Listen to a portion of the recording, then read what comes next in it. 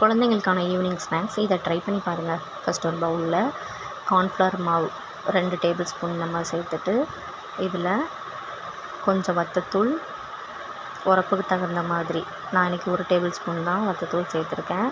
கொஞ்சமாக பெப்பர் தூள், தேவையான அளவுக்கு உப்பு சேர்த்து கொஞ்சம் தண்ணி கலந்து இந்த மாதிரி கன்சிஸ்டன்சிக்கு எடுத்துக்கலாம். கொஞ்சம் தண்ணியாகவே இருக்கட்டும். இப்போது நம்ம உருளைக்கிழங்க ஸ்லைஸ்லாம் கட் பண்ணியிருப்போம், அதையும் சேர்த்து நல்லா கிளறி விட்டுக்கலாம். இது ஒரு 10 மினிட்ஸ் நல்லா ஊறட்டும்.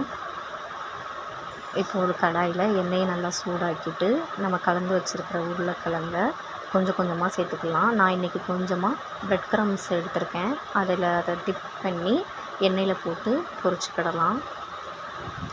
எண்ணெயை கொஞ்சம் கொஞ்சமாக போட்டு அடுப்பு சிம்மில் வச்சே பொரிங்க. ஏன்னா நம்ம பிரெட் க்ரம்ஸ் போட்டதுனால மேலே உள்ளது ஃபுல்லாக கருகிரும், உருளைக்கிழங்கு வேகாது. இப்போது ஈவினிங் ஸ்நாக்ஸ் நல்லாவே ரெடி ஆயிடுச்சு. நீங்களும் ட்ரை பண்ணி பாருங்கள்.